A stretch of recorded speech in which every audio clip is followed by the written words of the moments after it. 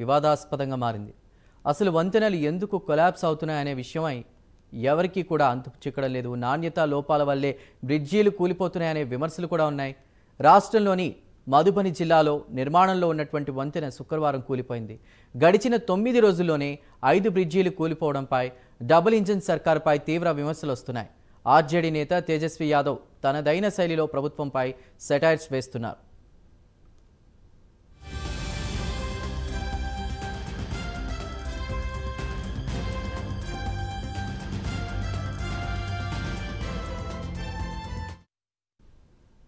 NDA పాలిత బీహార్లో వరుసగా బ్రిడ్జీలు కూలిపోవడంపై ఆందోళన వ్యక్తం చేస్తున్నారు ప్రజలు. ఇప్పటి వరకు ఎవరికి ఎలాంటి ప్రమాదం జరగలేదు.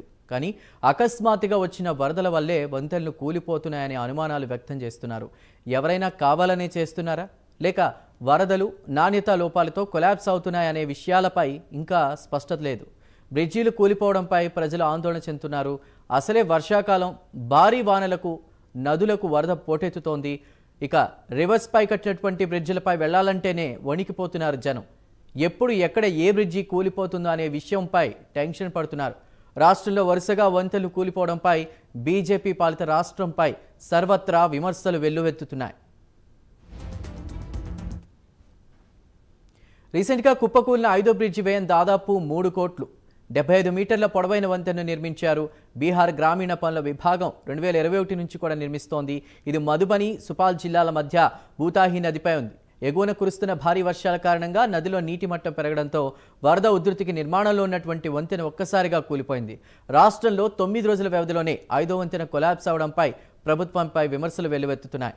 నిర్మాణ పనుల నాణ్యతపై సందేహాలు కూడా వ్యక్తమవుతున్నాయి.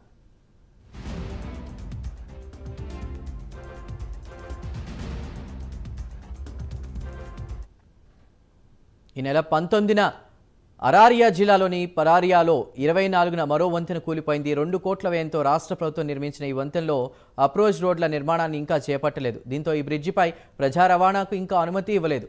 బక్రా నదిపై కుర్సాకంట, స్కిటీ ప్రాంతాలను కలుపుతూ కూడా ఈ బ్రిడ్జిని నిర్మించారు. బ్రిడ్జి కూలడానికి గల కారణాలపై అధికారులు ఎంక్వైరీ చేస్తున్నారు.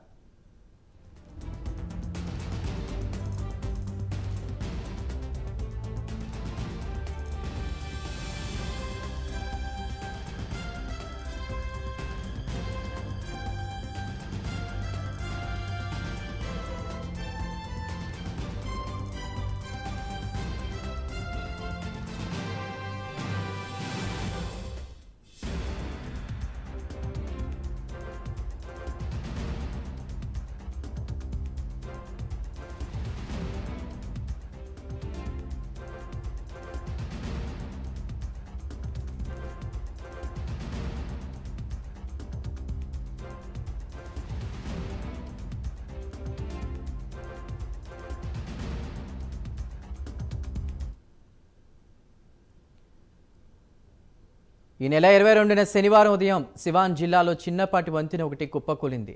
దారుందా మహారాజాగంజ్ బ్లాక్స్లోని 2 గ్రామాలను కలుపుతూ కెనాల్పై కట్టిన ఈ బ్రిడ్జ్ పురాతనమైంది. కెనాల్లోని నీటి ప్రవాహ ధాటికి పిల్లర్లు దెబ్బతిని వంతెన కూలిందని జిల్లా కలెక్టర్ ముకుల్ కుమార్ గుప్తా తెలిపారు. తర్వాతి రోజు అంటే 23న ఆదివారం తూర్పు చంపారణ్ నెలలో నిర్మాణంలో ఉన్నటువంటి 16 మీటర్ల వంతెన కుప్పకూలింది.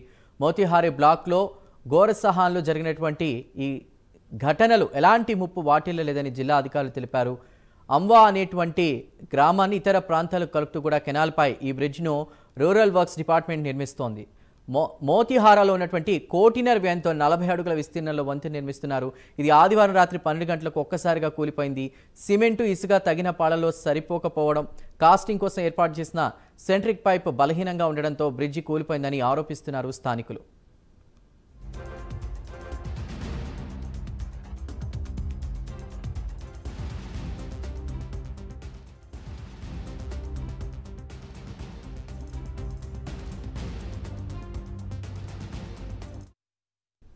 ఈ నెల 27న గురువారం కూడా మరో వంతెన కూలింది. కిషన్గంజ్ జిల్లాలో కంకే నదికి చెందిన ఉపనదిపై నిర్మించిన 70 మీటర్ల పొడవు, 12 మీటర్ల వెడల్పున్న బ్రిడ్జి కూలిపోయింది.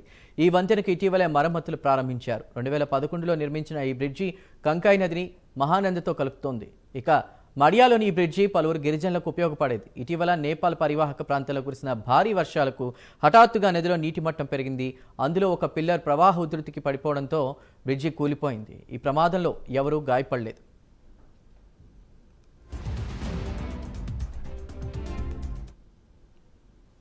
ఇక వరుసగా వంతెనలు కూలిపోతుండడంతో ప్రజలు ఆందోళన వ్యక్తం చేస్తున్నారు. నదులు కాలువలపై నిర్మించిన వంతెనల పటిష్టతపై పలు అనుమానాలు కూడా వ్యక్తం అవుతున్నాయి. రాష్ట్ర ప్రభుత్వం చేపడుతున్న పబ్లిక్ వర్క్స్లో నాణ్యతా లోపాలు, అక్రమాల వల్లే ఈ ఘటనలు జరుగుతున్నాయని సర్వత్రా ఆందోళన వ్యక్తం అవుతోంది. వరుస ప్రమాదాలతో అధికారులు ఆందోళన వ్యక్తం చేస్తున్నారు. ఇవన్నీ ప్రమాదవశాత్తు కూలిపోయాయా లేక ఎవరైనా కావాలనే కూల్చివేస్తున్నారా అనే కోణంలో దర్యాప్తు చేపడుతున్నారు.